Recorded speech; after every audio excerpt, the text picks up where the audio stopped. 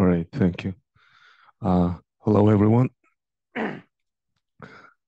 Thanks. My name is Isuke. I'm a PhD student at Carnegie Mellon, and I'm advised by Rachel Mandelbaum and Francois Lanous. And today I wanted to talk to you guys about our diffusion generative models for generating synthetic galaxy catalogs and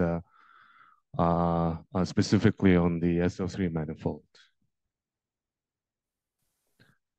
To give you a quick overview of our project, the problem statement is that we're basically trying to capture these correlated galaxy orientations as depicted on the figure on that corner. So basically if you think of galaxies as ellipsoidal points, we're basically trying to capture the correlations amongst these ellipsoidal axes. And we propose to do this, try to attack this problem with geometric deep learning. Specifically, we're trying to extend diffusion models onto the group of SO3. And our goal is to produce robust synthetic galaxy catalogs with realistically complex orientations. And our results are consistent with reference hydro simulations. So in our basic idea is to take these gravity plus galaxy simulations and learn the galaxy physics from these and then paste them onto these gravity only simulations.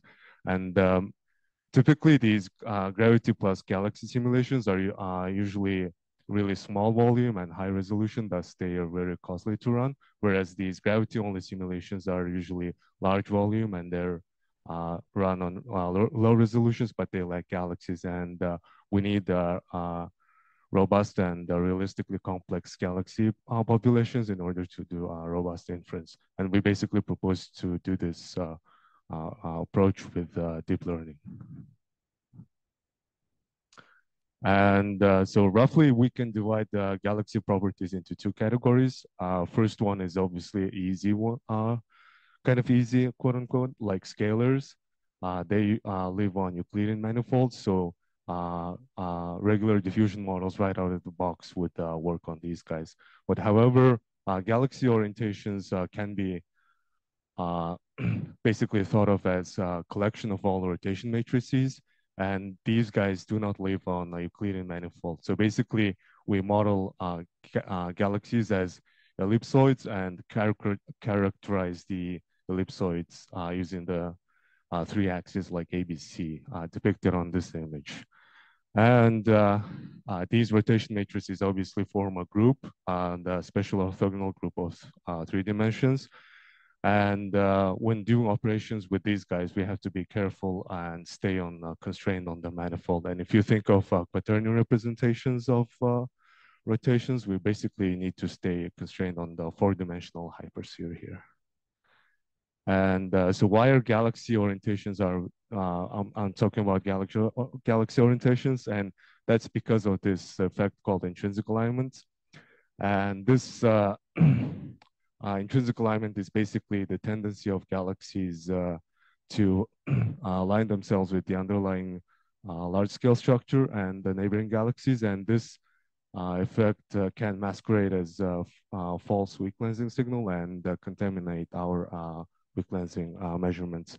And in this plot, I'm showing the dark energy equation of state parameters.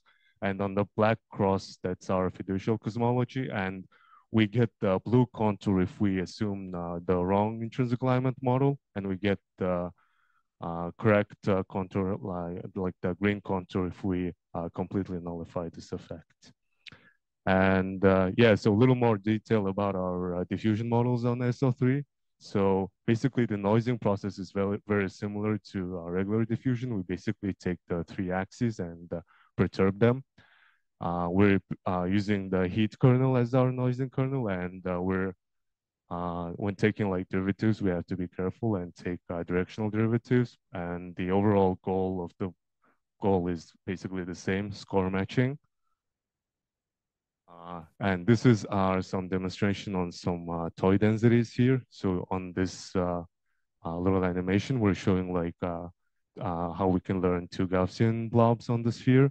And on the left-hand side, there's more toy densities. And ours is like second one from the top. And we're doing pretty good. And this is some applications on conditional density estimation, like applications in computer vision and robotics. So basically, given an image of a cone, can we robustly recover its orientation? And there's also some, so basically here, the dots represents like where the orientation vector is pointing, and the colors represent the tilt around that axis. And there's some degeneracy because the cone has like symmetry around its base in this figure. And then we can also do the same thing with the galaxies. So here on the y-axis, we're showing the position orientation correlation function. And on the x-axis, it's scale or separation vector. And the solid line shows the underlying truth from the hydro simulation. And the dashed line is the output from our trained model. And the model is conditioned on the tidal field. And yeah, 3 different colors depict the 3 different axes ABC. Excuse me. And yeah, so currently we're working on adding these graph layers onto our model so we can probe smaller scales. And yeah, and this is what like a illustrious TNG simulation looks like when it's modeled as a set of graphs. And yeah, thank you. I'm happy to chat.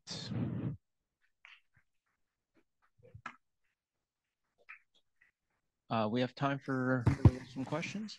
Peter? For your talk. Can you summarize why you want to do this as an SO3 constrained optimization? You could think of expressing, for instance, the misalignment or the intrinsic alignment as an effect that is in relation to the local density. So you take your galaxies, make a local density, and then you have sort of a mismatch angle between the local density. That could be much simpler than the kind of a 4-dimensional constrained optimization. You mentioned this is difficult to optimize. So I wonder if you need to run this with constraints.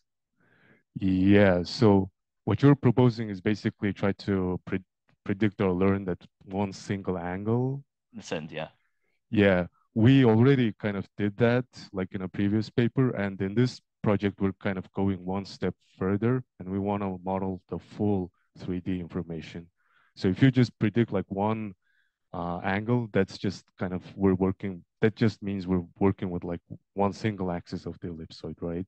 But then we also care about the other 2 in order to produce robust synthetic catalogs. So yeah, we already did that, but we're taking one step further this time. Yeah. Do you find it hard to optimize? No, like so far, both these diffusion and graphs have been like separately optimized and it both look good, but it's just whenever I put them together, it's just not quite there. And that's just like what I'm currently kind of stuck on. But yeah, it works, but it's almost there. Yeah, let's have just one more question because we're running a bit late. How about in the Paris node? Or on Slack?